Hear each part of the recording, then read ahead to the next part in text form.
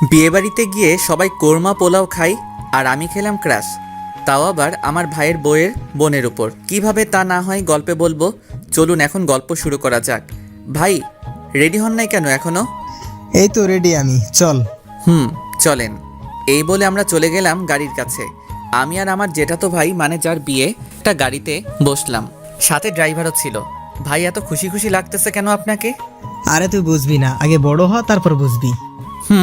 প্রেম করে বিয়ে করতেছেন তো তাই এত খুশি, তাই না? চিন্তা করিয়েন না, আমি কিন্তু আপনার শালিকেই বিয়ে করবো, এই বলে দিলাম। তারপরে দেখা যাবে, আগে তো প্রেম কর। করবো তো। আরও কথা বলতে বলতে বিয়ে বাড়িতে চলে আসলাম। আপনারা সকলেই তো জানেন ইটস করোনা টাইম, করোনা, তাই বিয়েটা তেমন ধুমধাম করে হয় নাই। বাড়ির ভিতরে যেতেই চোখ আটকে গেল একটা মেয়ের দিকে। আমি কখনো পরি দেখি নাই, সেটা দেখার খুব শখ ছিল, কিন্তু মেয়েটাকে দেখে আমার পরি দেখার সম্পূর্ণ শখ মিটে গেছে। চেহারাটা ফর্সা এবং মায়ায় ভরা, পরনে ছিল ছাই কালারের একটা জামা, মাথায় ছিল একটা সাদা হিজাব, হালকা মেকআপ ও ঠোঁটে হালকা লিপস্টিক। দেখতে জাস্ট অসাম। এক দেখাতেই ক্রাশ খেলাম। সে এসে সোজা ভাইয়ের গলায় মালা পরিয়ে দিয়ে চলে গেল। আমি তার দিকে এক দৃষ্টিতে তাকিয়ে রইলাম। হঠাৎ ভাইয়ের ডাকে ধ্যান ফিরে মেয়েটাকে খুঁজতে লাগলাম, কিন্তু কোথাও আর দেখতে পেলাম না। মন খারাপ করে বসে পড়লাম ভাইয়ার পাশে। তখনই একটা মেয়ে কণ্ঠে কেউ বলে উঠল, দুলা ভাই অনেক দূর থেকে এসেছেন, এই শরবতটুকু খেয়ে নেন।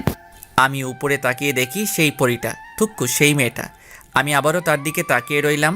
তখন বুঝলাম সে কিছুটা বিরক্ত অনুভব করতেছে, তাই আর তার দিকে তাকালাম না। মেয়েটি শরবত দিয়ে চলে গেল।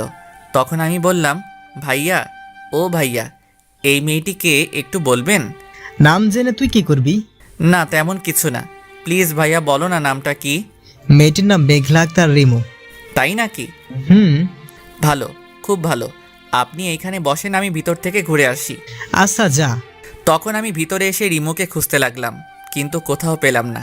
তখন হঠাৎ চোখ গেল একটা রুমের দিকে। দেখি এখানে বউকে সাজিয়ে রাখা হয়েছে। ভাবির সাথে কিছু পিক নিয়ে ভাইকে দেখালাম। এরপর বিয়ের সকল কার্যক্রম শেষ হলো। এতক্ষণ ধরে আমার চোখ একজনকেই খুঁজতেছিল, আর সে কেউ না, সে হলো রিমু।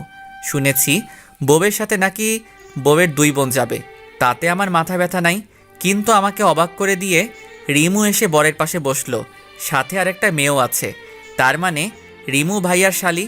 মনে মনে অনেক খুশি হলাম, কারণ আজকে আমার ক্রাশ আর আমি বিয়ের গাড়িতে করে বাড়িতে যাচ্ছি। বিষয়টা ভাবা যায়। তখন ভাইকে বললাম, ভাই সকালের কথা মনে আছে তো? কি কথা?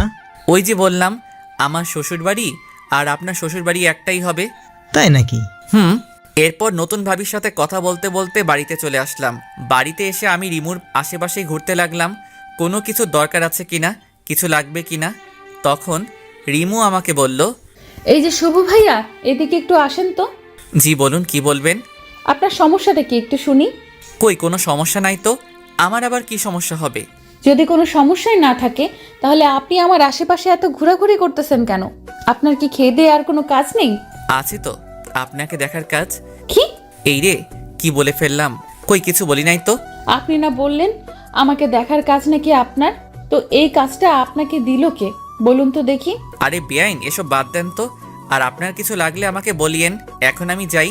রিমুকে কোনো কথা না বলতে দিয়ে আমি সেখান থেকে চলে আসলাম। যাক বাবা, বড় বাঁচা বাঁচলাম, তা না হলে আজ বাবার মায়ের খেতে হতো আমার। তখন কে জানি পিছন থেকে বলে উঠল, কিরে শুভ, তুই আবার কি গন্ডগোল করছিস যার কারণে আমি তোকে মারবো? আমি পিছনে তাকিয়ে দেখি বাবা দাঁড়িয়ে আছে। কই আমি আবার কি করলাম? তাহলে যে তুই বললি, যাক বাবা বড় বাঁচান বাঁচলাম, তা না হলে আজ বাবার মার খেতে হতো আমার। ওটা কিছু না, তুমি কি আমাকে খুঁজতেছিলে নাকি? রিমু নাকি আমাদের গেমটা দেখার খুব শখ হয়েছে, তুই গিয়ে একটু ঘুরে আয় তো রিমুর সাথে। আমি যাবো? সত্যি? কেন, তুই কি যাবি না রিমুর সাথে? কি বলো বাবা, আমি কি তোমাকে একবারও বলছি আমি যাবো না? আমি গিয়ে রেডি হইতাছি, তুমি গিয়ে রিমুকে গিয়ে বলো রেডি হইতে। তাড়াতাড়ি রেডি হয়ে আয়। জি বাবা। এরপর আমি গিয়ে রেডি হয়ে গেলাম। কিছুক্ষণ পর আমি নিচে এসে দেখি রিমু বসে আছে, পরনে একটা খয়েরি কালারের লম্বা জামা, সাদা হিজাব, মুখে হালকা মেকআপ ও ঠোঁটে হালকা গোলাপি লিপস্টিক লাগানো। যা দেখে আমি আবার ক্রাশ খেয়েছি রিমুর উপর। আমি হাঁ করে তাকিয়ে আছি রিমুর দিকে। এটা দেখে ভাইয়া বলল, খিরে, তুই আর রিমু দেখি একই কালারের জামা পরছস। আরে ভুল করে মিস্টেক করেছি, আমি কি জানতাম সে খয়েরি কালারের জামা পরেছে? যদি জানতাম তাহলে কি আর খয়েরি কালারের পাঞ্জাবিটা পরতাম? তখন ভাই আমার কানের কাছে এসে বলল, যাই বলিস, তোকে কিন্তু আজকে অনেক সুন্দর লাগতেছে। রাস্তায় সাবধানে চলিস, আর কয়টা প্রপোজ পাস সেটা এসে আমাকে কিন্তু বলবি। আরে ভাইয়া তুমিও না। হইছে, আর লজ্জা পেতে হবে না। আচ্ছা, এই বলে আমি আর রিমু বেরিয়ে ঘুরতে বের হলাম।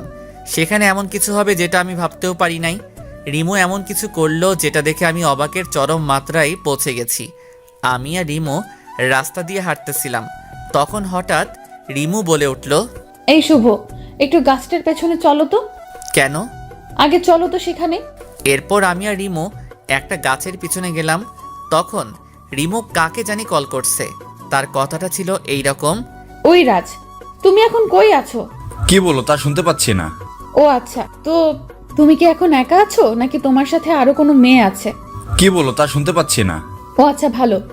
এই বলে আমি আর রিমু চলে গেলাম একটু সামনে। সেখানে একটা ছেলে ও একটা মেয়ে রাস্তার পাশে বসে আছে। রিমু সেখানে গিয়েই ওই ছেলেটার গালে 2টা থাপ্পড় দিয়ে বলতে লাগলো, এই তোমার পরীক্ষার পড়া? এই তুই একা একা বসে পড়তেছস? তুমি এখানে কি করো? তুই আর আমাকে তুমি করে বলবি না। আজকে থেকেই আমাদের ব্রেকআপ। তুই আমার সাথে আর কোনো যোগাযোগ করবি না। তুমি আমার কথাটা একটু শোনো। কি শুনবো তোর কথা? কি শুনবো? এই বলে আরেকটা থাপ্পড় মারলো। তখন রাজের পাশের মেয়েটা বলতে লাগলো, আরে রিমু আপু, তুমি আমার জামাইকে এভাবে মারছো কেন? কি? রাজ তোমার জামাই? গত মাসে আমাদের বিয়ে হয়েছে। ओ भाई, मारो मुझे, मारो मारो मुझे, मारो। ये क्या मजाक हो रहा है? কি হলো তোমার আপু? এই বাটপারটার বউ থাকার পরেও আমার সাথে প্রেম করছে। কি? তুমি রিমু আপুর সাথে প্রেম করছো? এই বলে রাজকে একটা থাপ্পড় মেরে চলে যায়। আমি তো ব্যাককলের মতন তাদের কাহিনী দেখতেছি আর হাসতেছি এবং রাজকে মন থেকে ধন্যবাদ দিতে থাকি, কারণ তার আজকের কাহিনীর জন্যই রিমু আবারও সিঙ্গেল হয়ে গেছে।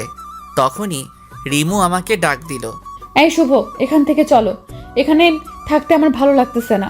এই বলে হাঁটা শুরু করলো। আমি রিমুর চোখের কোণে পানি দেখতে পেলাম। কিছু দূর যাওয়ার পর রিমুকে বললাম, রিমু প্লিজ মন খারাপ করো না, দেখো যা হওয়ার তা হয়ে গেছে। এইটা বলার সাথে সাথে রিমু আমাকে জড়িয়ে ধরে কান্না করতে লাগলো। রিমু যখন আমাকে জড়িয়ে ধরলো তখন আমার কাছে মনে হতে লাগলো যেন আমার শরীর দিয়ে কারেন্ট প্রবাহিত হয়ে গেছে। আমি নির্বাক হয়ে গেছি। আমি রিমুকে সান্ত্বনা দিয়ে বললাম, দেখো রিমু, তুমি আর কান্না করো না, যা হওয়ার তা হয়ে গেছে। সে তোমাকে ভালোবাসতো না, তাই তোমার সাথে এই রকম ছলনা করতে পারছে। তুমি প্লিজ কেঁদো না, আর তুমি আবার প্রথম থেকে শুরু করো, দেখবে সব ঠিক হয়ে যাবে। কিন্তু আমি তো তাকে খুব ভালোবেসেছি, নিজের থেকেও বেশি বিশ্বাস করতাম তাকে, আর সে কিনা আমার সাথে। প্লিজ রিমু, কান্না থামাও। দেখো লোকে কি বলবে, তারা তো খারাপ বলবে, তাই বলছি এখন আপাতত ওই দিকটায় চলো, সেখানে গিয়ে না হয় কান্না করবে। এরপর আমি আর রিমু একটা খালি জায়গায় বসলাম। প্রায় 2 ঘন্টা কান্না করার পর তার কান্না থামলো। রিমু, তোমার হয়েছে, এবার তো বাড়িতে চলো, দেখো রাত 8টা বাজে। আচ্ছা চলো। এরপর আমি আর রিমু বাড়িতে চলে আসলাম। রিমুও কিছুটা স্বাভাবিক হয়েছে। এরপর রাতে খাবার খাওয়ার সময় হলো আরেক বিপত্তি। ভাইয়া আমাকে বলল, সুফ, তুই একটু রিমুকে ডেকে আনতো খাওয়ার জন্য। আচ্ছা ভাইয়া। এই বলে রিমুর ঘরের দিকে গেলাম রিমুকে ডাকার জন্য। যেই আমি রিমুর ঘরে ঢুকলাম তখন দেখলাম রিমু তার হাতে ব্লেড দিয়ে একটা আঁচড় দিছে এবং টপ টপ করে রক্ত পড়া শুরু হয়ে গেছে। আমি তাড়াহুড়ো করে আমার পকেট থেকে রুমাল বের করে রিমুর হাতে পেঁচিয়ে দিলাম যাতে একটু রক্ত পড়া কমে, কিন্তু রক্ত পড়া যেন বন্ধই হচ্ছে না। আমার সাদা রুমালটা রক্তে পুরোটা লাল হয়ে গেছে, আর এই দিকে রিমু কান্না করে যাচ্ছে। আমি রিমুকে ঠাস করে একটা থাপ্পড় মারলাম এবং বললাম, চুপ থাক, এখন এত কান্না কিসের? যে চলে গেছে সে তো গেছে, তার জন্য নিজের জীবন শেষ করা লাগবে নাকি? আমার কথা শুনে রিমু কিছুটা শান্ত হলো। এরপর আমি রিমুকে কোলে তুলে নিচে চলে গিয়ে ভাইয়াকে বললাম, ভাইয়া তাড়াতাড়ি গাড়ি বের করো, রিমুকে নিয়ে হাসপাতালে যেতে হবে। কেন, কি হয়েছে? আগে তুমি গাড়িটা বের করো। এরপর আমি আর ভাইয়া মিলে রিমুকে হাসপাতালে নিয়ে গেলাম। ওখানে যাওয়ার পর ডাক্তার রিমুর হাতে সেলাই করে। অনেকখানি কেটে গেছে হাতটা, তাই 5টা সেলাই দেয়, এরপর ব্যান্ডেজ করে দেয়। রাত 12টার দিকে আমরা বাড়ি চলে আসি। বাড়িতে আসার সাথে সাথে সবাই জিজ্ঞেস করতে থাকে কিভাবে কেটেছে। তখন আমি বললাম, আরে তেমন কিছু না, ব্লেড দিয়ে নখ কাটতে যাই, তখন হাতটা কেটে যায়। কিরে তুই না? ভাইয়া আর কিছু বলতে না দিয়ে ভাবিকে নিয়ে ঘরে চলে যায়।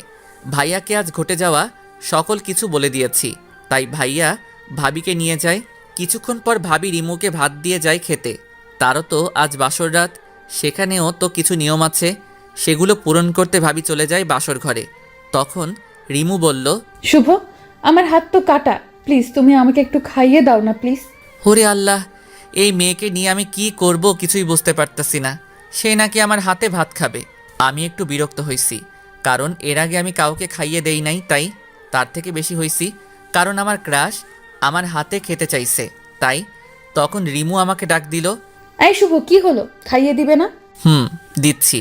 এরপর রিমুকে খাইয়ে দিতে লাগলাম। কিছুক্ষণ পর রিমুর খাওয়া শেষ হলো, তখন তাকে পানি খাইয়ে দিতে যাব। তখন দেখি সে তার ডান হাত দিয়ে পানি খাইতেছে। আরে রিমুর তো বাঁ হাত কেটেছিল, আর সে তো ডান হাত দিয়ে সহজেই খেতে পারত। তখন আমি কিছুটা রাগী কণ্ঠে রিমুকে বললাম, এটা কি হলো? কই, কি আবার হবে? তোমার ডান হাতটা তো ভালো, তাহলে তুমি আমার হাতে খেলে কেন? ও মা, তাই তো। এই বলে রিমু একটা হাসি দিল। রিমুর এই হাসি দেখে আমার সমস্ত রাগ চলে গেল। আমি তার হাসি দেখতে লাগলাম। রিমু এটা বুঝতে পেরে হাসিটা বন্ধ করে আমাকে বলল, কি দেখতেছেন এইভাবে? তোমার হাসিটাকে। শুধুই কি হাসি দেখতেছেন নাকি আরো কিছু দেখতেছেন? তোমাকেও দেখতেছি, কত সুন্দর তুমি, সুন্দর তোমার এই হাসিটা, যেটা দেখে 1000 বছর কাটিয়ে দিতে পারবো আমি। তাই নাকি? এই রে, এটা কি বললাম আমি? সে যদি এখন কিছু মনে করে তাহলে তো প্রেম করার আগেই আমার ব্রেকআপ নিশ্চিত। মনে মনে বললাম। কি হলো, চুপ করে আছেন কেন? এটা বাদ দেন, আগে বলেন আপনি আমার হাতে খাবার খেলেন কেন? আপনার হাত তো ঠিকই আছে। আসলে আমার না নিজের হাতে খেতে একদমই ভালো লাগতেছিল না, তাই আমি আপনার হাতে খেলাম। প্লিজ রাগ করিয়েন না, কাল থেকে তো আর খাবো না। কেন খাবে না? বারে, কালকে তো আমরা চলে যাব, তাহলে খাবো কিভাবে? ও তাই তো। আর যদি আপনি চান তাহলে কিন্তু সকালে নাস্তা ও দুপুরের খাবার খেতে পারবো আপনার হাতে। সত্যি? 100% সত্যি। তো এত আপনি আপনি করতেছেন কেন? আমরা তো ফ্রেন্ড হতে পারি, তাই না? আপনি চাইলে আরো কিছু হতে পারি। কি হলো বলেন, আমরা কি ফ্রেন্ড হতে পারি না? অবশ্যই। তাহলে নো, আপনি অনলি তুই। আচ্ছা। এই বলে আমি প্লেট রাখতে উঠতে যাব, তখনই ভাবি এসে রিমুকে ঠাস ঠাস করে 2টা থাপ্পড় মেরে রিমুকে জড়িয়ে ধরে কান্না করতে লাগলো। এই, তোকে কে বলছিল হাত কাটতে? যদি শুভ না দেখতো তখন কি হতো তুই বল? তোর যদি কিছু হতো তাহলে তোর দুলাভাই কি করে আমাদের বাড়িতে মুখ দেখাতো? কি রে, চুপ করে আছিস কেন বল? আপু সরি রে, আসলে আমি তাকে খুব বেশি ভালোবেসেছিলাম, কিন্তু সে তো আমাকে খুব বড় একটা ধোকা দিল। আমি কখনো ভাবতেই পারি নাই সে আমাকে এইভাবে ধোকা দিবে। তাই বলে কি তোকে মরতে হবে? তখন আমার মাথা একটুও কাজ করতেছিল না, তাই এরকম একটা ভুল পদক্ষেপ নিয়েছি। ভাবি, যেটা হয়ে গেছে সেটাকে নিয়ে আর কথা বলে কি হবে? বাদ দেন তো। আর আপনি কি এখন ভাইয়ার কাছে যান। আর আজকে আপনাদের জীবনের সুখের দিন, এই দিনে কি কেউ কান্না করে? আর এমনিতে এখন রাত প্রায় 1:30 বাজতে চললো, কাল সকালে আবার উঠতে হবে তো। আচ্ছা যাচ্ছি। এরপর ভাবি চলে গেল, কিন্তু রিমু কান্না করেই যাচ্ছে, যেটা আমার মোটেও সহ্য হচ্ছে না। তাই আমি আবার রিমুর পাশে গিয়ে বসলাম এবং বলতে শুরু করলাম, এই তুমি এইভাবে কান্না করতেছো কেন? যা হওয়ার হয়ে গেছে, তুমি এখন ঘুমাও। আমার ঘুম আসছে না। আমি মাথায় হাত বুলিয়ে দেই। দাও। আমি রিমুর মাথায় হাত বুলিয়ে দিচ্ছি আর রিমুর মুখের দিকে তাকিয়ে আছি। তার চেহারাটা কত মায়াবী। এই মায়াবী কন্যাকে যদি আমার বউ হিসেবে পেতাম তাহলে খুব ভালোবাসতাম তাকে, কিন্তু সে কি কখন আমাকে ভালোবাসবে? এইসব ভাবতেছি, তখন দেখি যে রাত 2:13 বাজে। এইদিকে রিমুও ঘুমিয়ে গেছে, আমারও খুব ঘুম পাচ্ছে, তাই আমি আমার রুমে গিয়ে ঘুমিয়ে গেলাম। সকালে কারো ডাকে ঘুম ভাঙলো আমার, তাকিয়ে দেখি আব্বু ডাকছে। এই শুভ, তোরা তো ঘুম কিসের? রাতে কি ঘুমাসনি? চুরি করতে গেছিলি নাকি? না তো, এই যে উঠতেছি। আমি ঘড়িতে তাকিয়ে দেখি যে এখন 9:30 বাজে, তাই তাড়াতাড়ি ফ্রেশ হয়ে রিমোকে দেখতে গেলাম। দেখি রিমো খাটের উপর বসে আছে আর কার সাথে যেন কথা বলতেছে। আমি তার চেহারাটা দেখতে পাচ্ছি না। তখন আমি রিমোকে উদ্দেশ্য করে বললাম, এই যে মিস রিমো, আমি কি ভিতরে আসতে পারি? আরে শুভ, তুই আয়, ভেতরে আয়। আমি ভিতরে গিয়ে দেখি রাজ বসে আছে এবং পাশে রাজের বউ বসে আছে। তাদের দেখে আমার মনটা খারাপ হয়ে গেল, কিন্তু রিমোর কথা শুনে বুঝলাম রাজ ক্ষমা চাইতে আসছে এবং রিমুও তাকে ক্ষমা করে দিয়েছে। রিমু মন থেকেও খুব ভালো, কারণ যদি ভালো না হতো তাহলে কি ক্ষমা করে দিত? না, অন্য কোনো মেয়ে হলে ক্ষমা করতো না। তারা চলে গেছে আমি রিমুকে জিজ্ঞাসা করলাম, এই তোর হাত ফ্রেশ হইছে? না রে, নাস্তা করছস? না রে, একটু করে দে তো। এই যে খাবার, আপু সকাল 8টার সময় খাবার দিয়ে গেছে, তুই খাইয়ে দিবি বলে এখনো খেতে পারিনি। এখন তাড়াতাড়ি খাইয়ে দে তো, ওষুধ খাওয়া লাগবে তো। দিচ্ছি। এই বলে রিমুকে খাইয়ে দিতে লাগলাম। তাকে খাইয়ে দিতে আমার খুব ভালো লাগতেছিল। আমি ভাবতেছিলাম যদি সারা জীবন এইভাবে তাকে খাইয়ে দিতে বললে আমি তাকে খাইয়ে দিতে পারবো। আউচ, ব্যথা পাইছি তো। রিমু শয়তানি হাসি হাসতেছে, যেটা দেখে আমি আবারও রিমুর প্রেমে পড়ে গেলাম। আচ্ছা সরি, আর দেবো না। ওকে। খাবার শেষে ওষুধ খেলো এবং তাকে ঘুমাতে বলে আমি নিচে এসে নাস্তা করতেছি। এমন সময় ভাইয়া এসে বলল, কিরে, আমার শালিকাকে তোর বুঝি খুব পছন্দ হয়েছে? আমি কিছুটা লজ্জা মিশ্রিত কণ্ঠে বললাম, আরে ভাইয়া তুমিও না? বুঝি বুঝি, সব বুঝি, চিন্তা করিস না, হেল্প লাগলে বলবি, হেল্প করার চেষ্টা করব। আচ্ছা ভাইয়া, দেখো তোমাকে ভাবি ডাকছে। যাচ্ছি। দুপুরে বউ ভাতের কার্যক্রম শেষ হয়েছে। খুব ব্যস্ত থাকার কারণে দুপুরবেলা রিমুকে খাইয়ে দিতে পারিনি, যার কারণে সে যাওয়ার সময় আমাকে বলে যায়নি। ভাবির লোকেরা চলে গেল। ভাবি আর ভাইয়া কালকে যাবে। এই রে, কত বোকা আমি! আমি তো রিমুর কাছ থেকে তার ফোন নাম্বার কিংবা ফেসবুক আইডি কিছুই নেই নাই। তাহলে আমি তার কাছ থেকে ক্ষমা চাইবো কিভাবে? না, কালকে যে করে হোক রিমুদের বাড়িতে গিয়ে তার কাছে ক্ষমা চাইতে হবেই হবে। দিনটা কোনো রকমে পার করলাম। সারাদিন রিমুকে প্রচুর মনে পড়ল। রাতে আমি আমার ব্যাগ গুছিয়ে ভাইয়ার আশেপাশে ঘুরতে লাগলাম। যদি একবার আমাকে বলে, কিরে শুভ যাবি আমাদের সাথে, গেলে চল, কিন্তু ভাইয়া একেবারে বলল না, তারা তাদের মতন ব্যাগ গোছানো নিয়ে ব্যস্ত। আমি যেই আমার রুমে আসতে যাব তখনই ভাইয়া আমাকে ডাক দিল।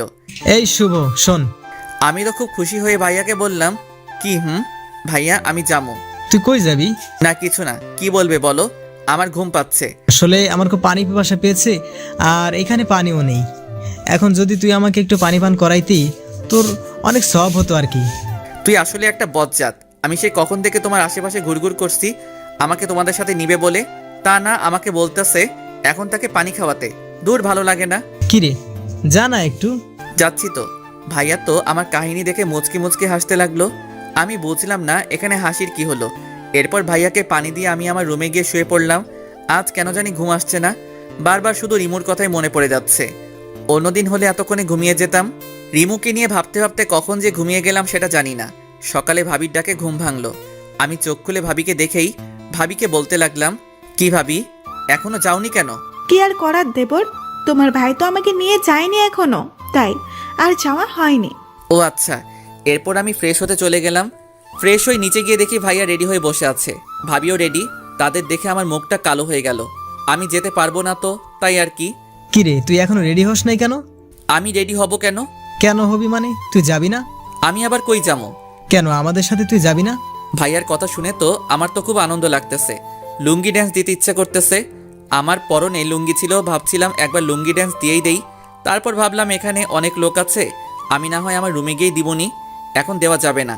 আমি ওখানে গিয়ে কি করবো? কিছু করা লাগবে না, তুই গিয়ে তাড়াতাড়ি রেডি হয়ে নে, এমনিতেই অনেক দেরি হয়ে গেছে। আমি আর কিছু না বলে সোজা আমার রুমে চলে আসলাম। এসেই প্রথমে আমার লুঙ্গি ডান্সটা কমপ্লিট করে রেডি হয়ে নিচে চলে গেলাম। নিচে যাওয়ার পর ভাবি বলতে লাগলো, দেখি দেখি আমার দেবরটাকে নজর ফোঁটা দিয়ে দেই, যাতে কেউ নজর না দেয়। আরে ভাবি তুমিও না? হয়েছে হয়েছে, আর লজ্জা পেতে হবে না, চল তাড়াতাড়ি। এরপর আমরা চলে আসলাম ভাবিদের বাড়িতে। আমি তো ভাবিদের বাড়িতে এসে রিমোকে খুঁজতে লাগলাম, কিন্তু কোথাও দেখতে পেলাম না। দূর, যার জন্য এখানে আসলাম তাকেই তো দেখতে পাচ্ছি না। তখনই কে জানি পিছন থেকে বলে উঠলো, বাবা তুমি কেমন আছো? আমি পিছন ঘুরে তাকিয়ে দেখি ভাবির আব্বু। জি আঙ্কেল, ভালো। আপনি কেমন আছেন? ভালো আছি। তোমাকে কি বলে যে ধন্যবাদ দেব সেটা আমার জানা নেই। কেন আঙ্কেল, ধন্যবাদ কেন? বাবা, তোমার জন্যই তো আজ আমার মেয়ে বেঁচে আছে। থাক না আঙ্কেল, ওই বিষয়টা বাদ দেন। আচ্ছা আচ্ছা আঙ্কেল, রিমু এখন কেমন আছে? আগের থেকে অনেক সুস্থ আছে, কিন্তু কিন্তু কি আঙ্কেল?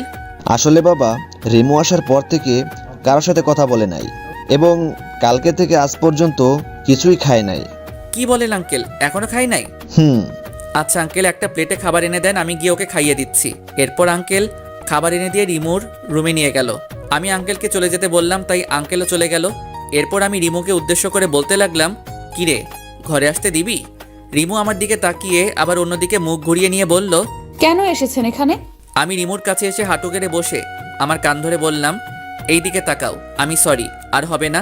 হয়েছে হয়েছে, আর কানে ধরতে হবে না, যাও, ক্ষমা করে দিয়েছি। তুই নাকি আজকে কিছুই খাস নাই, আর কালকেও নাকি কিছুই খাস নাই। আমি খাবার খাইয়ে দিতে দিতে বলতে লাগলাম, দেখ যা হওয়ার তা হয়ে গেছে, এখন মন খারাপ করে কি হবে? তুই যদি এমন করস তোর বাবা মাও তো কষ্ট পাবে, তাই না? নিশ্চুপ হয়ে খাচ্ছে আর আমার কথায় মাথা নাড়াচ্ছে। খাবার শেষে আমি রিমোকে বললাম, এইবার আমি আর তোকে খাইয়ে দিতে পারবো না। 2 দিন পর তো তোর জামাইয়ের বাড়িতে যাবি, তখন যদি সে জানতে পারে আমি তোকে খাইয়ে দিছি, তখন সে তো আমাকে মেরে ফেলবে। রিমু কিছুই বলল না, শুধু একটু জোরপূর্বক হাসি দিল। আমি রিমুর রুম থেকে চলে আসলাম।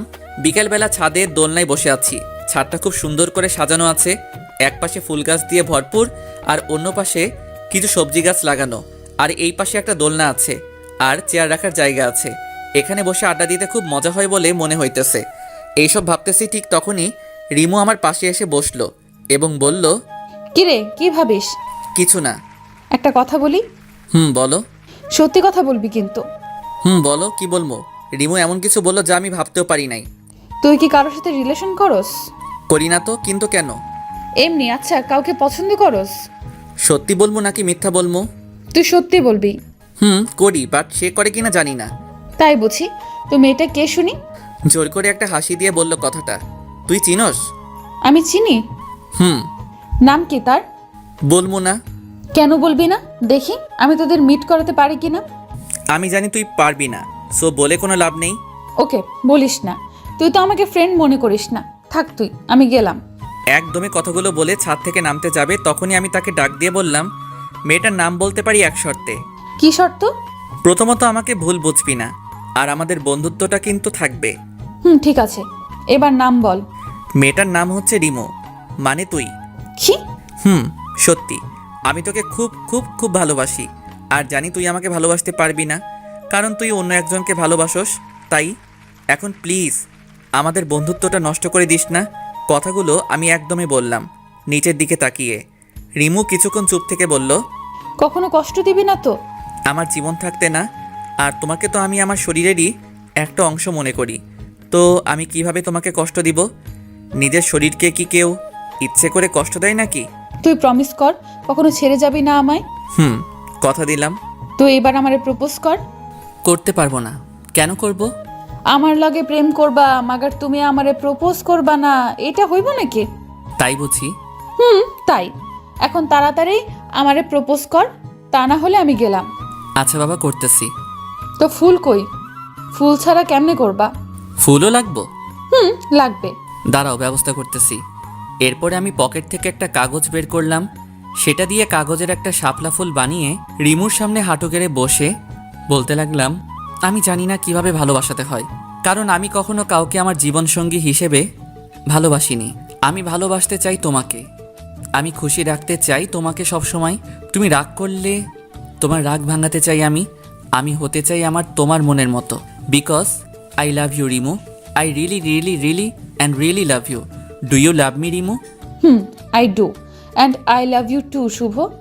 এই বলে আমার হাত থেকে ফুলটা নিল এবং বলল, প্লিজ কখনো ছেড়ে যেও না আমাকে, কখনো যাবো না। রিমু তখন আমাকে জড়িয়ে ধরল। তখন আমার মনে হচ্ছিল আমার শরীর দিয়ে যেন কারেন্ট বয়ে যাচ্ছে। সে এক অন্যরকম ফিলিংস। এই তুমি কি করছো? ছাড়ো আমাকে, কেউ দেখে ফেলবে তো। দেখলে দেখুক, তাতে আমার কি। তখনই কেউ একজন পেছন থেকে হাতে তালি দিয়ে উঠল। তখন রিমু আমাকে ছেড়ে দিল। পিছনে তাকিয়ে দেখি কেউ একজন দাঁড়িয়ে আছে। এরপর ভালো করে তাকিয়ে দেখি এ তো ভাইয়া, তার মানে ভাইয়া আমাদের দেখেছে। তখন ভাইয়া বলল, বাহ বাহ বাহ, খুব ভালো। আমার ভাই দেখি 5G। রিমুর সাথে দেখা হতে হতেই রিলেশন শুরু করে দিয়েছে।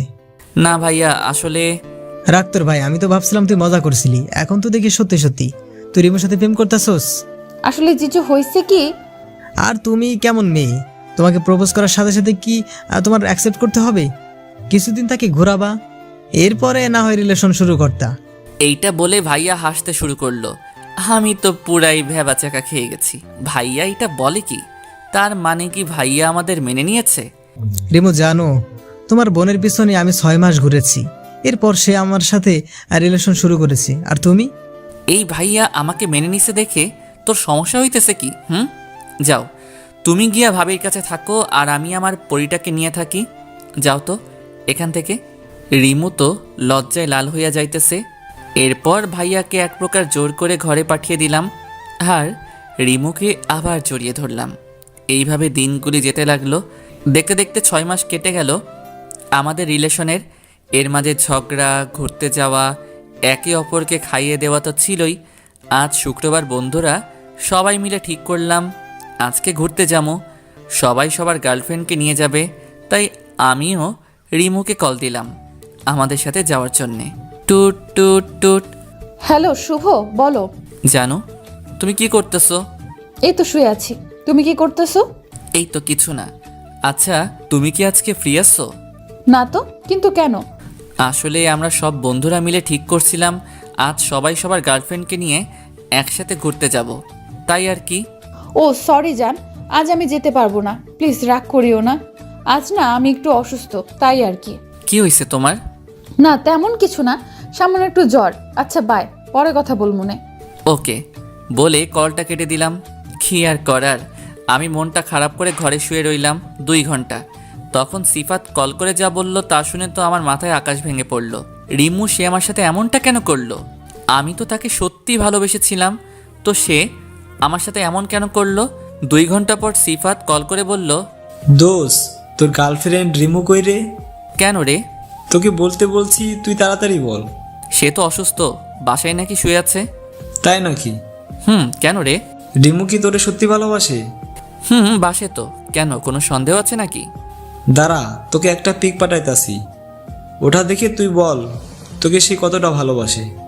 এরপর সিফাত আমাকে একটা পিক পাঠায়, যেটা দেখে আমার মাথায় আকাশ ভেঙে পড়ে। পিকটা ছিল এইরকম, যেখানে রিমু একটা ছেলের সাথে পার্কে বসে আছে, তাও আবার খুব কাছাকাছি বসে আছে।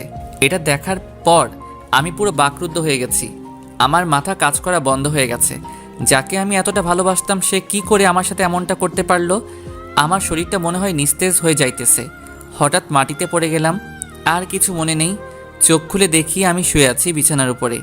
চারিদিকে অন্ধকার হয়ে গেছে, আমার পাশে কেউ নেই। ঘড়ির দিকে তাকিয়ে দেখি রাত 3টা বাজে। বিছানা থেকে উঠতে যাব, তখন দেখি মাথাটা ব্যথা করতেছে, উঠতে পারলাম না।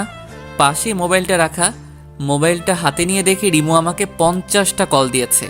রিমুর নামটা আমার ফোনের স্ক্রিনে দেখে আমার রাগটা আরও বেশি বেড়ে গেল।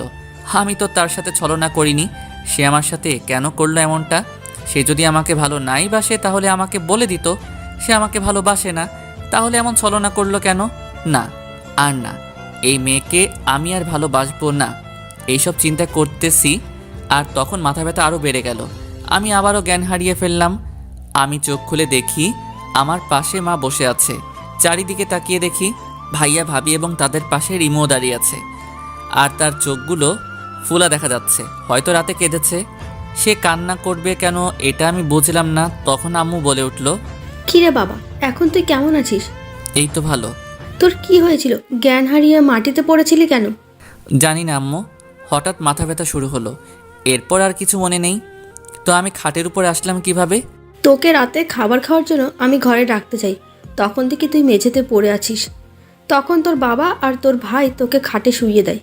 ও আচ্ছা, আম্মু তোমরা রুম থেকে একটু বাইরে যাও তো, আমি রিমুর সাথে কিছু কথা বলবো। আমার কথা শুনে সবাই রুম থেকে চলে গেল, শুধু রিমু দাঁড়িয়ে আছে। তখন আমাকে বলল, কেমন আছো? আমি কেমন আছি তা জেনে তোর কি? তুই গিয়ে তোর নতুন প্রেমিকের সাথে থাক। এসব তুমি কি বলছো? কেন তুই বুঝিস না? আমি তো তোকে ভালোবেসেছিলাম, কেন তুই এমনটা আমার সাথে করলি? আরে কি করছি সেটা তো আগে বলবা। কেন, কালকে কার সাথে পার্কে গিয়েছিলি? কে হয় সে তোমার? তুমি কি করে জানলে? এই দেখ, এটা দেখে। ও এইটা দেখে? এতে হাসির কি হলো? তোর এই হাসি এখন ভালো লাগতেছে না। তাই বুঝি। তো এই পিকটা দেখে তোমার এই অবস্থা? কেন হইব না? তুই আমাকে বললি তুই অসুস্থ, এখন তুই অন্য ছেলেদের সাথে ঘুরতে যাস। আমার জানটা দেখে আমার উপর রাগ করেছে। ওই, তুই কজনকে জান বানাস? কাল সারাদিন যার সাথে ঘুরলি তাকে বলস, আর আজকে আমায় তুই জান বলতে চাস? তোর কাহিনীটা কি? আরে মেরি জান, ওইটা তো আমার ফুফাতো ভাই ছিল, তার সাথে আমি ডাক্তারের কাছে গিয়েছিলাম। তখন সে আমার মন ভালো করতে আমাকে নিয়ে পার্কে গিয়েছিল।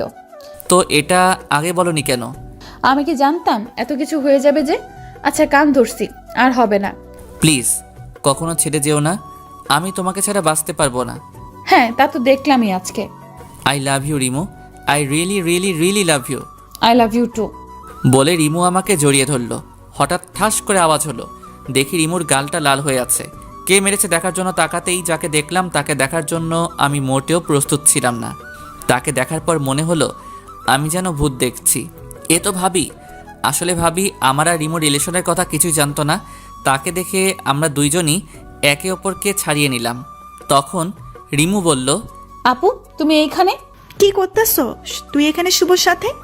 আসলে আপু আমি না শুভকে খুব ভালোবাসি। আমি তাকে ছাড়া বাঁচবো না। প্লিজ আপু এমন কিছু করো না যাতে আমার শুভ আলাদা হয়ে যায়। প্লিজ আপু। শুভ, রিমু যা বলছে তা কি সত্যি?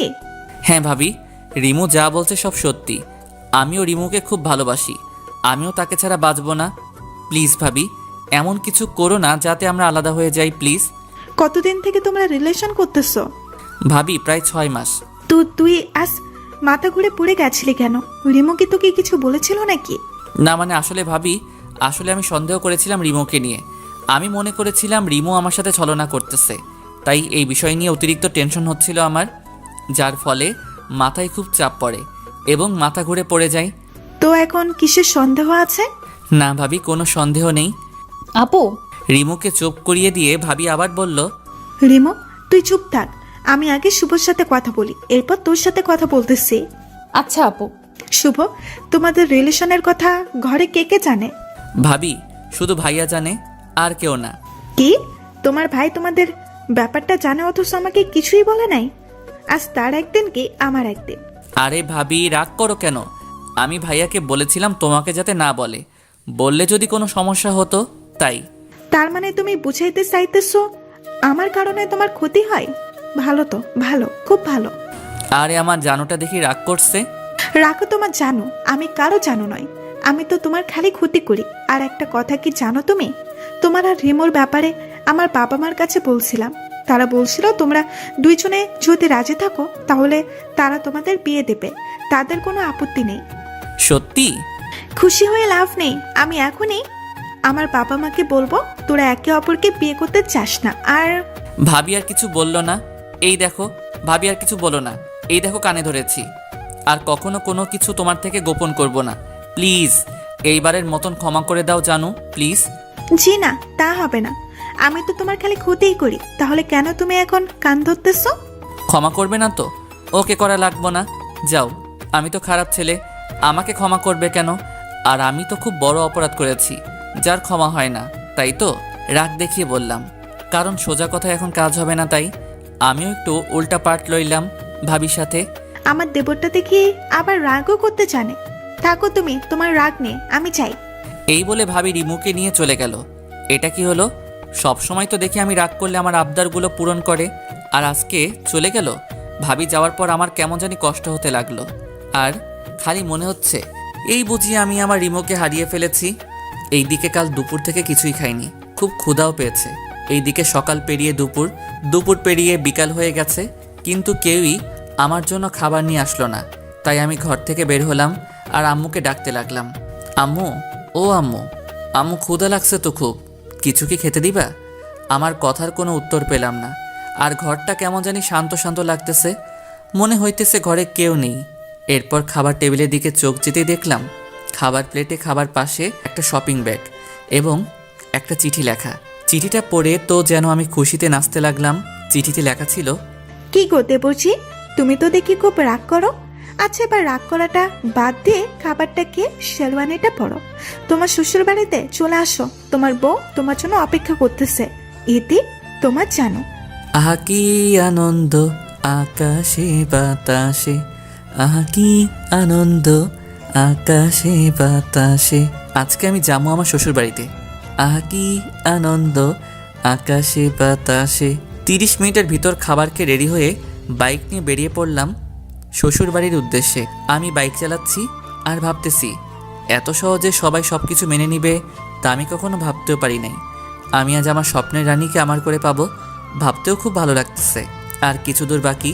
আমি বাইক চালাচ্ছি তো চালাচ্ছি, ঠিক তখনই আমার সামনে একটা পিচ্চি বাচ্চা চলে আসে। আমি তখন পাশ কাটিয়ে যেতে চাই, ঠিক তখনই একটা ট্রাক এসে সোজা আমাকে ধাক্কা মারে আর আমি খুব জোরে একটা চিৎকার দিয়ে নিচে পড়ে যাই। আমি রক্তাক্ত অবস্থায় পড়ে আছি, আমার চোখগুলি বন্ধ হয়ে আসছে, সব কিছু ঝাপসা ঝাপসা দেখছি। তখনই মনে হইল রিমু আমাকে বলতেছে, শুভ জানো আমাদের না টুইন বেবি হবে। আমার আর কিছু মনে নেই। অন্যদিকে আম্মু আব্বুকে বলতেছে, কি গো, শুভ কোথায়? সে এখনো আসছে না কেন? আমার না খুব চিন্তা হচ্ছে তারে নিয়া। তুমি ওকে একটা কল করো না গো প্লিজ। এই বলে আব্বু আমাকে কল করলো, বাট আব্বু শুনতে পারলো আপনি যে নাম্বারে কল করেছেন তা এই মুহূর্তে বন্ধ আছে, কিছুক্ষণ পর আবার চেষ্টা করুন, ধন্যবাদ। এটা শোনার পর আব্বুরও চিন্তা হতে লাগলো। এরপর আব্বু ও ভাইয়া আমাকে খুঁজতে চলে গেল বাসায়, কিন্তু সেখানে গিয়ে দেখে বাসায় তালা লাগানো। তারা কি করে বুঝতে পারছে না, তাই আব্বু ও ভাইয়া দুজনে আমাকে খুঁজতে দুই দিকে চলে গেল। তারা দুইজনে সারা দিন রাস্তায় রাস্তায় ছিল, কিন্তু আমাকে পেল না। তারা 1টার দিকে বাসায় গিয়ে বসলো। এদিকে আম্মু তো কান্না করতে করতে শেষ। কান্না করছে রিমু ও ভাবি দুইজনই। শুধু কান্না করছে না আব্বু ভাইয়া, কারণ ছেলেরা নাকি কান্না করতে জানে না তাই। আমার জন্য এমনটা হয়েছে। আমি কেন যে তখন শুভকে না বলে চলে আসলাম। কান্না করতে করতে বলল, তোমরা প্লিজ আমার শুভকে আমার কাছে এনে দাও, আমি তাকে ছাড়া বাঁচতে পারবো না। প্লিজ আপু প্লিজ। বলেই অজ্ঞান হয়ে গেল। আব্বু ও ভাইয়া আমাকে পাগলের মতো খুঁজতেছে, কিন্তু কোথাও পাইতেছে না। রিমু ডাকটা দিয়ে আমি শোয়া থেকে ওঠার চেষ্টা করলাম, কিন্তু পারলাম না। আমার শরীরটা খুব ব্যথা করতেছে। পাশে একটা আয়না ছিল, সেটার দিকে তাকিয়ে দেখি আমার চেহারাটা কিছুটা পাল্টে গেছে। আশেপাশে তাকিয়ে দেখি এটা অপরিচিত একটা রুম, যেখানে আমার ধারণা মতে আমি আগে কখনো আসি নাই। তখন একটা মেয়েলি কণ্ঠে কেউ একজন বলতেছিল, এই যে মিস্টার, অবশেষ আপনার হুঁশ ফিরল। আমি মেয়েটির দিকে তাকিয়ে তাকে চিনার চেষ্টা করলাম, বাট পারলাম না। তাই তাকে জিজ্ঞাসা করলাম, এই যে আপু, কে আপনি আর আমি এইখানে কেন? সব জানতে পারবেন, আগে ডাক্তারকে আসতে দিন। তখনই ডাক্তার এসে বলল, মামুনি কি হয়েছে? এত ইমার্জেন্সি ভাবে কেন আসতে বললা? বাবা, আসলে সেটার জ্ঞান ফিরেছে তো তাই। তার মানে মেয়েটির বাবাই ডাক্তার। কই দেখি দেখি। আমার দিকে তাকিয়ে বলল, ইট ইজ অ্যামেজিং, এত তাড়াতাড়ি রোগীর জ্ঞান ফিরে এসেছে। এটা সত্যি একটা দারুণ ব্যাপার। এমন রোগী তো 5 থেকে 6 বছরে কমায় থাকে, আর এত দেখি মাত্র 3 বছরে ঠিক হয়ে গেছে। এখন একটু ব্যায়াম করলে আবার আগের এনার্জি ফিরে পাবে। কি বলছেন? কে 3 বছর কমায় ছিল? আপনি? কি বলেন ডাক্তার? আমার যতদূর মনে আছে আমি তো অ্যাক্সিডেন্ট করেছিলাম। তখন আমার শরীরের দিকে তাকিয়ে দেখি শরীরে কোনো জায়গায় রক্ত নেই, হাতে একটা জায়গায় সেলাইয়ের দাগ, তাও বেশ পুরনো বলে মনে হইতেছে। আর আমার জানা মতে আমার হাতে কোনো কাটা দাগ ছিল না। তখন পাশে থাকা দেওয়ালে ডিজিটাল ঘড়িতে তাকিয়ে দেখি 25/9/2020। আমার যতদূর মনে আছে আমি 21/7/2017 তারিখে অ্যাক্সিডেন্ট করেছিলাম। এরপর আমি মেয়েটিকে উদ্দেশ্য করে বললাম, এটা কি আসলেই 2020 সাল? তো আমি এখানে আসলাম কি করে? আচ্ছা শুনুন তাহলে, আজ থেকে 3 বছর আগে 2017 তারিখে আমি একটা পার্টিতে গিয়েছিলাম। তখন পার্টি থেকে আসার সময় আমি আপনাকে রাস্তায় পড়ে থাকতে দেখি। পাশে অনেক লোকজন ছিল, কিন্তু কেউ সাহায্য করতে আসেনি। তখন আমি আর আমার ড্রাইভারকে নিয়ে কাছের একটা হসপিটালে আপনাকে নিয়ে যাই এবং আপনার ট্রিটমেন্ট করাই। আপনি খুব গুরুতর আহত ছিলেন। এরপর ডাক্তার আপনার অপারেশন করায়, কিন্তু আপনি সুস্থ হননি, আপনি কোমায় চলে গিয়েছিলেন। আমি আপনার পরিবারের সাথে কোনো রকমভাবে যোগাযোগ করতে পারিনি, তাই আমি আপনাকে আমার সাথে আমাদের বাড়িতে নিয়ে আসি এবং এখানে রেখে আপনার চিকিৎসা করাতে থাকি। আজ 3 বছর পর আপনার জ্ঞান ফিরল, বুঝলেন কিছু? আমি তো পুরো নিশ্চুপ হয়ে গেলাম, কারণ আমি আমার জীবন থেকে হারিয়ে ফেলেছি। আপনাকে অসংখ্য অসংখ্য অসংখ্য ধন্যবাদ আমার চিকিৎসা করানোর জন্য। এই ঋণ আমি কখনোই শোধ করতে পারবো না। আচ্ছা এবার বলুন তো আমি কোন জায়গায় আছি? আপনি ঢাকা বিভাগের গাজীপুর জেলায় আছেন। তো আমাকে কি আমার এলাকায় দিয়ে আসতে পারবেন কষ্ট করে? অবশ্যই নিয়ে যাব, আগে আপনি সম্পূর্ণরূপে সুস্থ হন। এরপর আমি তো সুস্থই আছি। তা আপনি কেমন সুস্থ আছেন? তাহলে আমি নিজ চোখে দেখতে পাচ্ছি। এই কথা কথা তার নামটাই জানা হলো না। আচ্ছা আপনার নাম কি? আমার নাম মাহবুব রহমান শুভ, আর ডাক নাম শুভ। আর আপনার? আমার নাম মিমাক্তার টুম্পা। আচ্ছা আপনি এখন রেস্ট নেন, আর আমি আপনার জন্য খাবার নিয়ে আসি। ওকে। এরপর মিম গিয়ে আমার জন্য ভাত আনলো। এই নিন, হাঁ করুন। আমি পারবো, আপনাকে কষ্ট করতে হবে না। কতটা পারবেন তা আমার জানা আছে। নিন, এবার হাঁ করুন তো দেখি। আমি কোনো কথা না বলে খেতে লাগলাম। কিছুটা আনইজি ফিল করতেছিলাম, কিন্তু কিছু বলিনি। বললে হয়তো আমার খাওয়া হতো না। তাই 3 মাস পর ডাক্তার আঙ্কেল ও মিমের কেয়ারিংয়ে আমি এখন সম্পূর্ণ সুস্থ। আগামীকাল আমি এবং মিম চাঁদপুরে যাব। তাই আজ আমরা শপিং মলে গেলাম শপিং করতে। আমি চলে গেলাম উত্তরা শপিং কমপ্লেক্সে। সেখানে গিয়ে যা দেখলাম আমি আমার চোখকে বিশ্বাস করতে পারলাম না। রিমু রিমু এখানে কি করতেছে? আর ছেলেটাকে তাও আবার একসাথে হাঁটতেছে। আমার কথা শুনে মিম আমাকে বলল, এই যে শুভ, তুই এখানে রিমিকে কোথায় দেখছিস? সে তো থাকে চাঁদপুর, তাই না? আমি মিমকে হাতের ইশারায় রিমুকে দেখালাম আর বললাম, ওই দেখো রিমু। আর এই ছেলেটাকে তো আমি চিনি না। মিম রিমুর দিকে চলে গেল, কিন্তু এই তাকে আর পেল না। এরপর আমি আর মিম মিলে সারা শপিং মলে রিমুকে খুঁজলাম, কিন্তু কোথাও পেলাম না। হঠাৎ আমার চোখ রাস্তার দিকে গিয়ে পড়ল। তখন দেখলাম ছেলেটি রিমুর হাত ধরে রাস্তা পার হচ্ছে। আমার বুঝতে আর বাকি রইল না ছেলেটি রিমুর কি হয়। আমি দৌড়ে রিমুর কাছে গেলাম, কিন্তু তাকে আর পেলাম না। তারা গাড়ি নিয়ে চলে গেছে। এরপর মিম আমার কাছে আসলো এবং আমাকে বলতে লাগলো, দেখ শুভ, কাল তো আমরা চাঁদপুর যাচ্ছি। কালকে না হয় দেখা যাবে এটাই সত্যি রিমু ছিল নাকি তোর মনের ভুল।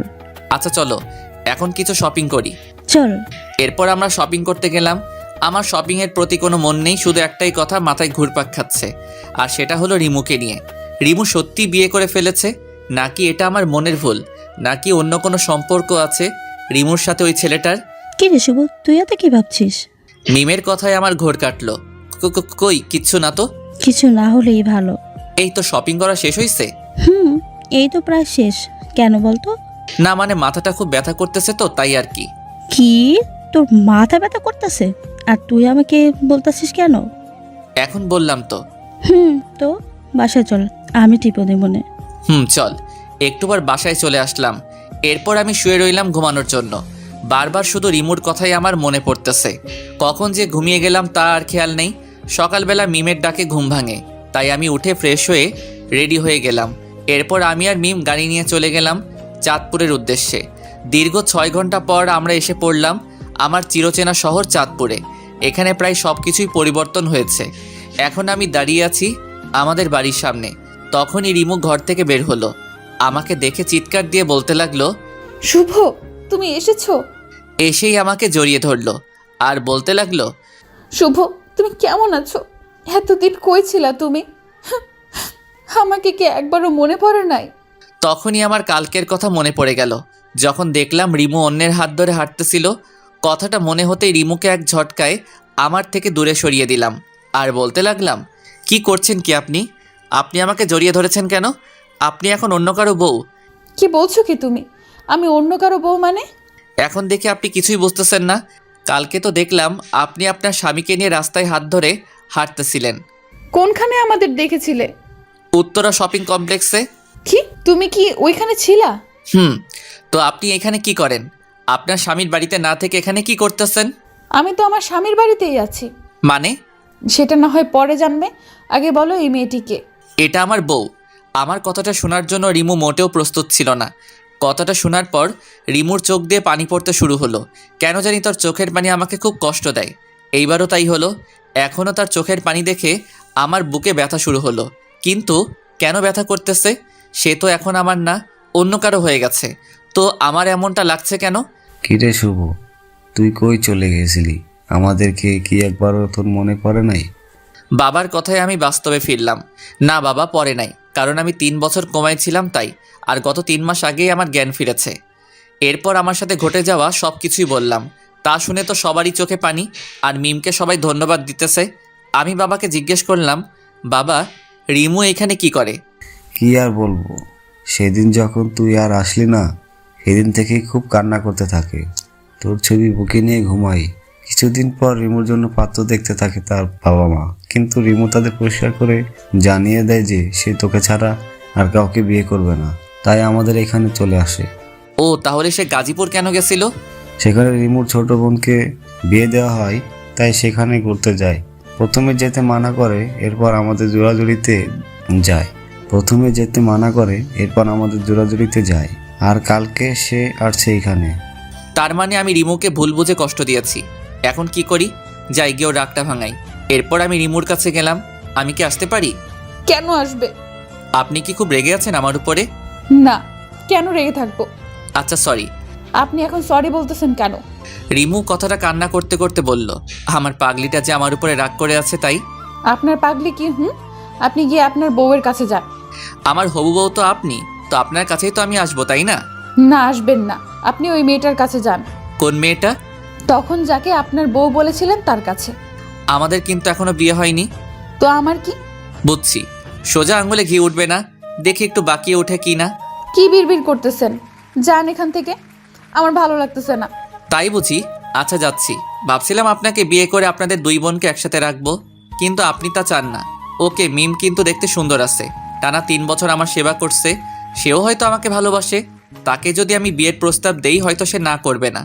তাহলে যাই, আপনাকে তো পেলাম না, আপনি তো আমাকে এখন সহ্যই করতে পারো না। এই কুত্তা, বিলাই, হাঁস, মুরগি, তুই কই যেতেছস? আর একবার যদি সামনে যাস তোর পা ভেঙে দিব। চুপচাপ এখানে আয়। পা ভাঙবে কেন? কচি খোকা, কিচ্ছু বোঝে না। প্রেম করবা তুমি আমার সাথে, অপেক্ষা করা আর রাখবা তুমি আমারে, আর বিয়া করবা তুমি ওই শাকচুনিটারে? অসম্ভব। কেন, তাকে বিয়ে করলে কি হইব? আপনি তো এখন আর আমাকে ভালোই বাসেন না। এটা বলার দেরি রিমু আমাকে জড়িয়ে ধরার দেরি করে নাই। রিমু সোজা এসে আমাকে জড়িয়ে ধরে বলতে লাগলো, তোমরা কেন আমাকে এত কষ্ট দাও? আমাকে এত কষ্ট দিতে কি তোমাদের ভালো লাগে? রাজ আমাকে ভালোবাসা শিখিয়ে অন্যকে বিয়ে করে নিল, আর তখন তো আমি মরে যেতে চেয়েছি। কেন বাঁচালি? আর বাঁচালে যখন আবার ভালোবাসা শিখাইলেই বা কেন? তুই জানোস তোর জন্য কত কান্না করছি আমি? তুই কি এটা বুঝছস তোকে আমি কতটা ভালোবাসি?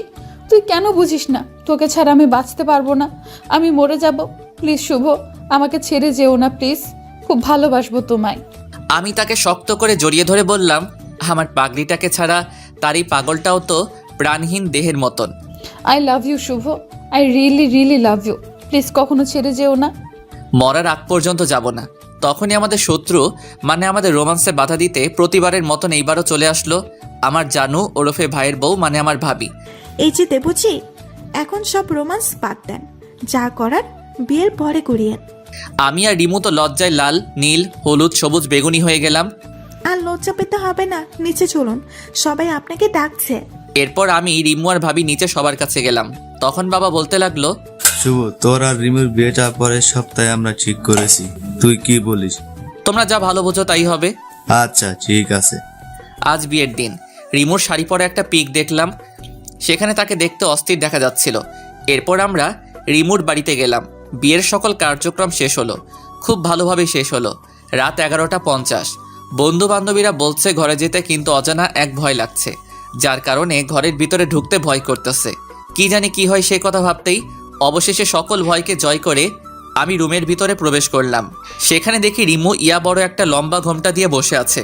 আমি রিমুকে উদ্দেশ্যে একটা সালাম দিলাম, আসসালামু আলাইকুম। রিমু মাথা তুলে দেখে আমি এসেছি। তখন রিমু উঠে এসে আমার পায়ে ধরে সালাম করলো। আমি মজা করে বললাম, দীর্ঘজীবী হও মা, স্বামী সংসার নিয়ে সুখে থাকো, আর কখনো স্বামীকে কষ্ট দিবা না এবং স্বামীর সকল কথা মেনে চলবা। কি, আমি তোর মা লাগি তাই না? দেখাচ্ছি তোরে মজা। এই বলে আমাকে খাটে ফেলে দিল। এই কি করছো কি? চলো আগে গিয়ে 2 রাকাত নফল নামাজ পড়ে নেই। চলো। এরপর আমরা নামাজ পড়ে আসলাম। রিমু আমার বুকের উপর মাথা রেখে বলতেছে, প্লিজ শুভ, কখনো ছেড়ে যেও না আমায়। যাব না। এই বলে আমরা হারিয়ে গেলাম ভালোবাসার অতল গভীরে। সকালে রিমুর ডাকে ঘুম ভাঙলো। এরপর উঠে গেলাম আর রিমুকে পেছন থেকে জড়িয়ে ধরলাম। আরে কি করছো? কিছু না তো।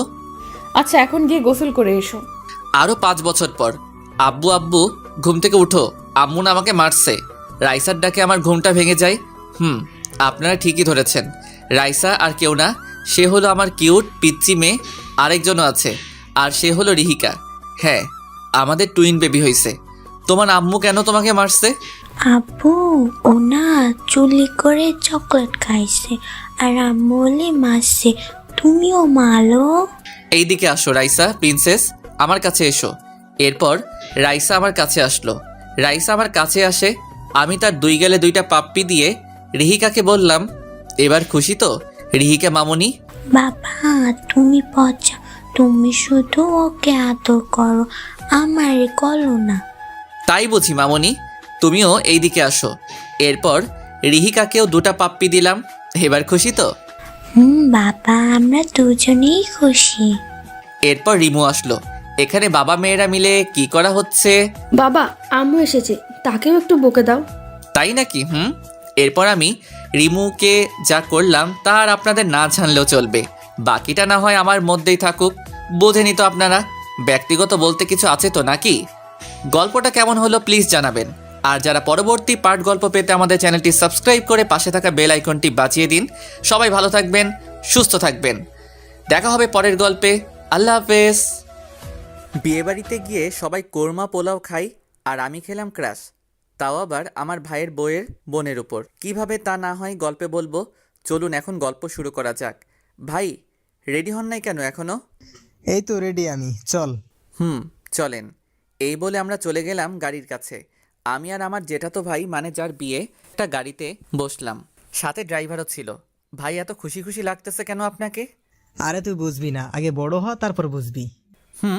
প্রেম করে বিয়ে করতেছেন তো তাই এত খুশি, তাই না?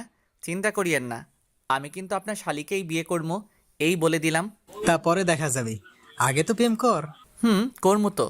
আরও কথা বলতে বলতে বিয়ে বাড়িতে চলে আসলাম। আপনারা সকলেই তো জানেন ইটস করোনা টাইম, করোনা, তাই বিয়েটা তেমন ধুমধাম করে হয় নাই। বাড়ির ভিতরে যেতেই চোখ আটকে গেল একটা মেয়ের দিকে। আমি কখনো পরি দেখি নাই, সেটা দেখার খুব শখ ছিল, কিন্তু মেয়েটাকে দেখে আমার পরি দেখার সম্পূর্ণ শখ মিটে গেছে। চেহারাটা ফর্সা এবং মায়ায় ভরা, পরনে ছিল ছাই কালারের একটা জামা, মাথায় ছিল একটা সাদা হিজাব, হালকা মেকআপ ও ঠোঁটে হালকা লিপস্টিক। দেখতে জাস্ট অসাম। এক দেখাতেই ক্রাশ খেলাম। সে এসে সোজা ভাইয়ের গলায় মালা পরিয়ে দিয়ে চলে গেল। আমি তার দিকে এক দৃষ্টিতে তাকিয়ে রইলাম।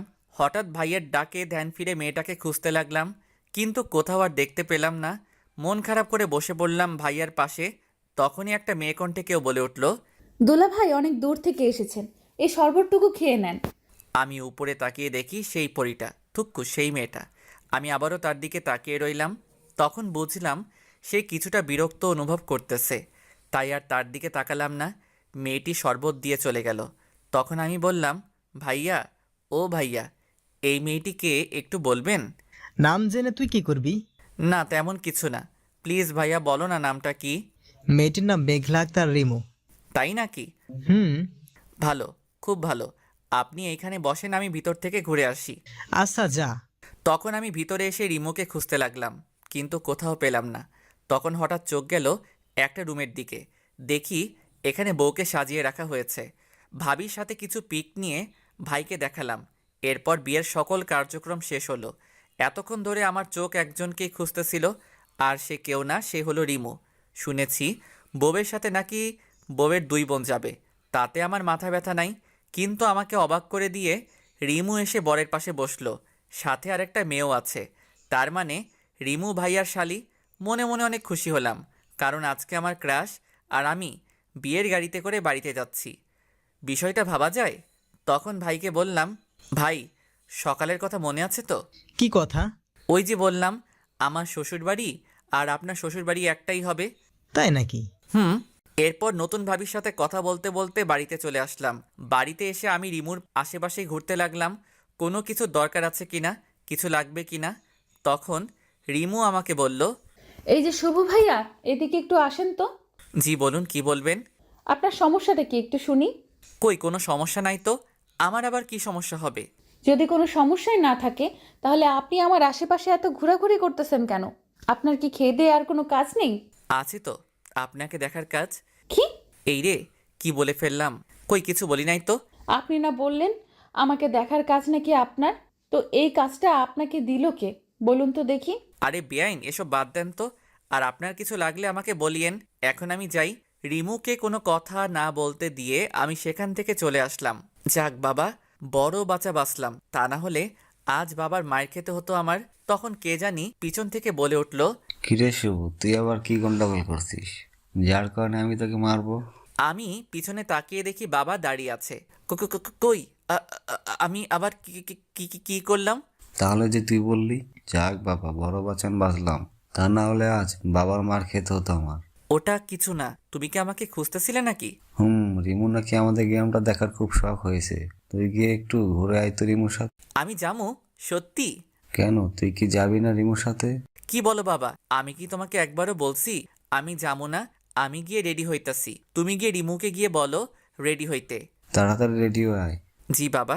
এরপর আমি গিয়ে রেডি হয়ে গেলাম। কিছুক্ষণ পর আমি নিচে এসে দেখি রিমু বসে আছে, পরনে একটা খয়েরি কালারের লম্বা জামা, সাদা হিজাব, মুখে হালকা মেকআপ ও ঠোঁটে হালকা গোলাপি লিপস্টিক লাগানো।